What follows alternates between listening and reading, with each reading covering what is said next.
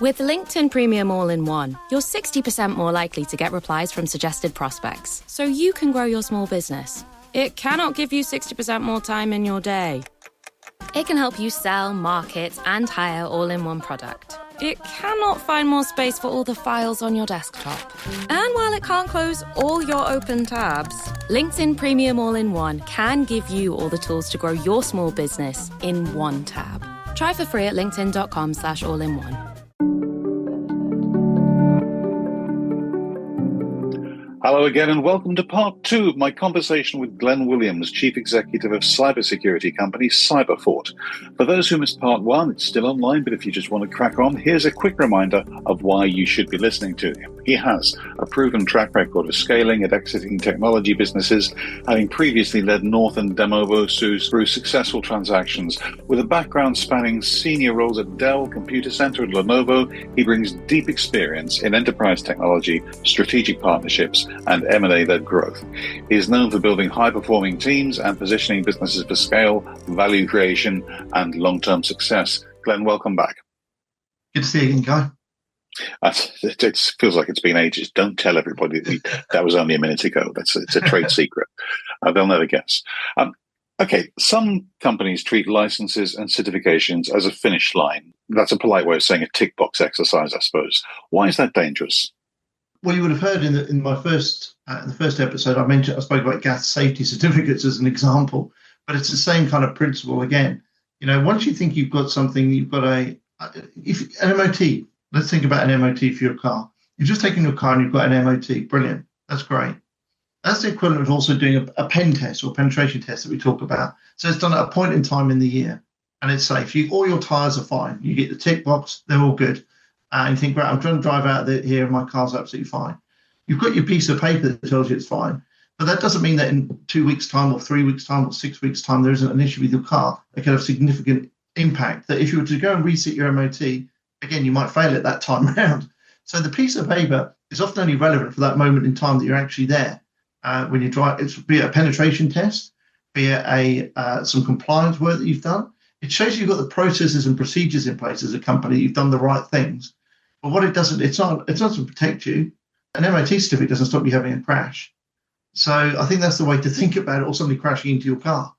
It's a certificate which says that your car is safe to go and drive on the road. An ISO certificate is the same to say your business has taken the right process and procedures to be as secure as you can be. But it doesn't mean that at any point in time something can happen. So I think people fool themselves into thinking that they're safe because they've got a certificate. I'm seeing that less so now. But yeah, there are still some people who hide behind it and say things like, not so much ISO, but things like Cyber Essentials and Cyber Essentials Plus, which are certifications that you'll get in the UK. The fact they don't cost very much money to get probably gives you a sense about the kind of level of security it actually gives you. And also, it's a very small percentage of companies in the UK who actually even have these certificates. It's really, really low. So CE and CE Plus is something the government has put in place. It's a good first step.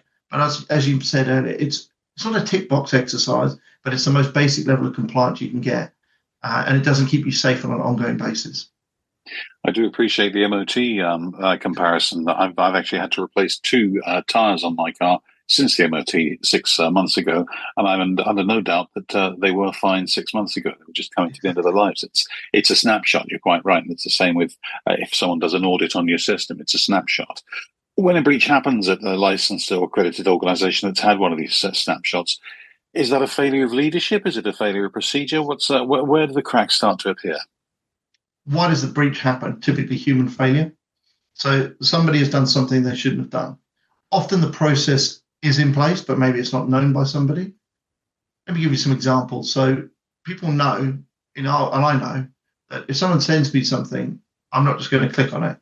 I can tell by looking at it because I've been trained, and people have been trained not to click and not look at certain things. Or if it does look slightly not quite right as an email, we've got a little button at the top right.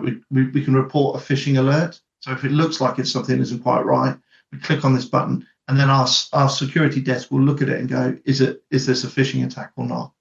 So I think firstly, it's a human error. If you've done the basics of training your staff and tried to do the right thing, have the right process in place, but someone has made a mistake or they have not followed a process properly, it's normally human error.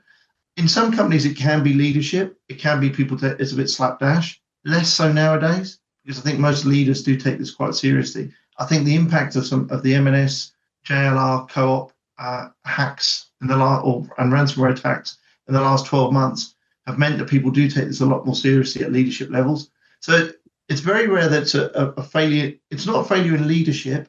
It's often just a human failure at an individual level. But it can sometimes be that there hasn't that importance of that hasn't disseminated down through the organisation. So that could be, I guess, you could say it's a failure of leadership, that they haven't made people aware of how important this is to do. So it's mainly, for me, most of the examples are individuals making human errors is where normally these issues happen. Thanks for that. I mean, does regulation have a part in this, do you think? I mean, for example, forgive my ignorance, but can anyone set up as a security consultant? Do you need those accreditations, or can you? Is it like having to be a chartered accountant? Well, no, accountants, you can just go and tell someone you're an accountant. But is it like being a doctor? Do you have to have registration? So yes, you do. It depends what you do. Our consultants, to your point, they're principals, heads of, lead consultants. So in the same way you'd have accreditation, so our consultants have accreditations. So when they're going in and looking at risk and looking at managing risk for people, they've got levels of accreditations depending on what they are. They'll also have, depending on who we're working with, levels of security clearances. So whether that's security, SC cleared, DV cleared, depending on what they're doing, what they're working with, they'll have different levels of accreditation. We have to have certifications around from the NCSC, the National Cybersecurity Council, for our staff. So you do have to have a number of these things. We have CREST and CHECK accredited. Again, these are all kind of acronyms and names of the industry. But yes, the answer is fundamentally, in the same way, going back to my MOT analogy or my gas safety certificate analogy, you can't just go and do this without being registered and certified. Now, there are some base levels that people can get to. So what you really need to look for to, and it goes back to the point I made in our previous episode about going to experts, you need to go onto the NCSC website and look for the most accredited people, because there are people who can get base level accreditations, which is probably fine, but it's not necessarily what you need when you want to have an expert come and look after you and support you. So there's certain companies that have got certain levels of accreditations, and we'd be at that kind of high level of that, where you need to be. So yes, you have to be accredited to go and do this. Although I'm sure there are people who are not in the industry, but generally you have to be accredited to do this, yeah. What sort of responsibility do firms like yours, cybersecurity firms, have when clients want the badge but not the behaviour change? So they want the ISO certificate, or they want to show they've done whatever. I mean, that comes back to the leadership piece that you mentioned earlier. So for me, it's okay spending money with a cybersecurity company, but it's the behaviour change of the staff that's the most important thing that needs to take place. So that's where leadership does come into it.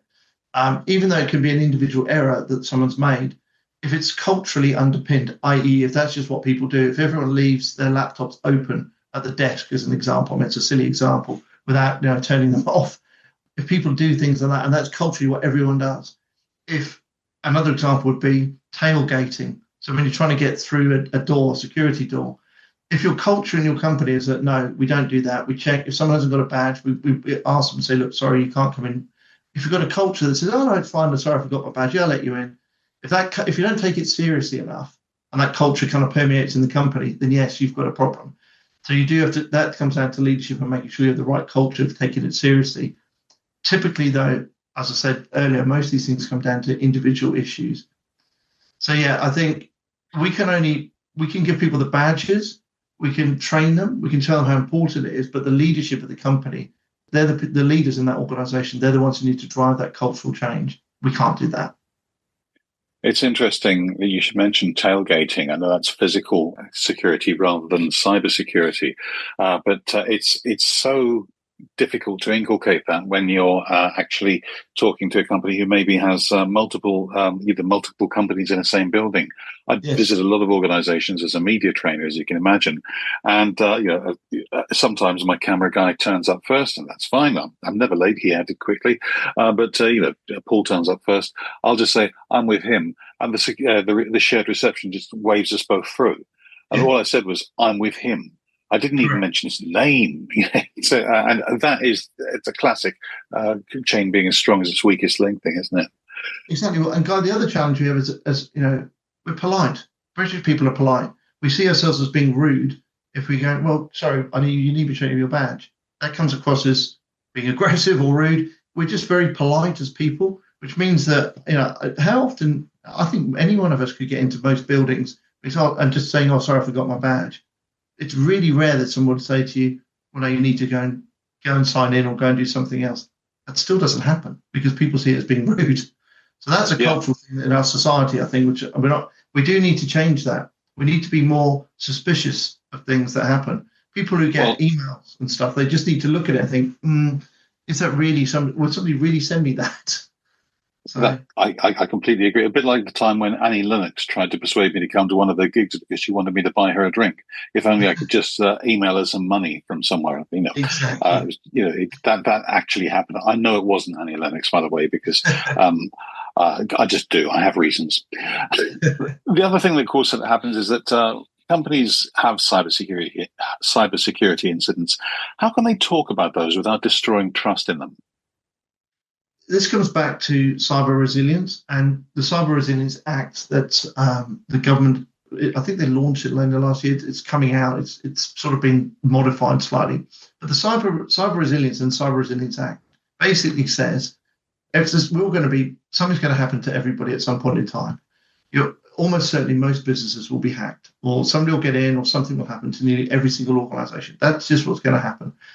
And you have to, if you're an ethical business, you'd have a risk register, and you'd have to, in your annual report, you'd have to disclose that this has happened, if it's something that's happened to you. So you have to disclose it. The key in all of this, though, is, are you resilient? I.e., people know that this is going to happen, but you've got the right processes, procedures, and everything in place. That means that you can get up and running as quickly as possible. And that's the real key. That's what cyber resilience is all about. So I don't think people are so concerned about an organization being hacked or, for want of a better term, or breached. People are not so secure, because that's going to happen to most companies. What people are saying now is, okay, how can you recover from that? And how quickly can you recover from that? What's your resilience in place? As long as you can demonstrate the right level of resilience and you then can go and get yourself back up and running, it's actually can be seen as quite a positive thing, because it shows that you've got the right processes, procedures, etc. in place to get your business up and running and actually de-risks it. So it will happen to most organizations. I mean, I don't know how many cyber attacks are a day. There's an awful lot. And so eventually one will get through to some organization, but it's what you do about it that's the most important thing. So I think it's okay that you have to disclose it, and often you have to disclose it anyway in your accounts or whatever it might be. But I think as long as you've done the right things, got the right level of resilience, and got yourself back up and running quickly enough, it's not seen as a negative thing. If you had one thing that you'd like business leaders to stop saying about cybersecurity, if there were one myth you could dispel on this podcast, what would that be? The myth. Well, the myth is it's never going to happen to us. That's the myth. I think the myth they need to think is you need to take the exact opposite approach. Is we're definitely going to get hacked. That needs to be it's the mindset shift of it's almost like saying, I'm never going to have a car crash ever. I'm just never going to have a car crash. It's never going to happen to me in my life. You just don't know. You don't know because somebody else could crash into you. So it's almost the equivalent of saying it's that myth of people saying it's never going to happen to me in my life. So it's not. They need to think it is going to happen to me. So what am I going to do about it? Have I, in the car analogy, have I got the right airbags in place? Have I got the right protection? Have I made sure I've got the right type of seatbelts? That's what you would need to do. So you just need to. That's the biggest myth, is that people don't think it's going to happen to them. And it will. It almost certainly will. Final question, where can people find out more about yourself and Cyberfort? I can find out a bit more about me on LinkedIn or at my email address, or at Cyberfort, we're at www.cyberfortgroup.com. We'd love to hear from people if there's anything we can help with or anything we can support with. Our job is to try and make the UK a more secure and safe place. And we've got lots of experts who can help in doing that. So, www.cyberfortgroup.com. Glen Williams of Cyberfort, thank you very much indeed. Thank you, Guy. And if you'd like to hear more like this, please do subscribe to the Near Futurist podcast on any of the platforms available. And do come back next week for the first installment of our next interview. Thank you very much. See you then.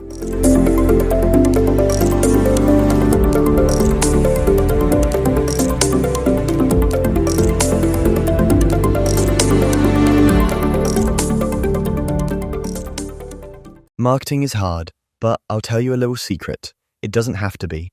Let me point something out. You're listening to a podcast right now and it's great. You love the host, you seek it out and download it. You listen to it on the train, working out, cooking, even going to the loo. Podcasts are a pretty close companion, and this is a podcast ad. Did I get your attention?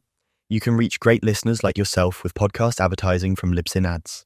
Choose from hundreds of top podcasts offering host endorsements or run a pre-produced ad like this one across thousands of shows to reach your target audience in their favorite podcasts with Libsyn Ads. Go to libsynads.com today. That's LIBSYN ads.com. libsynads.com.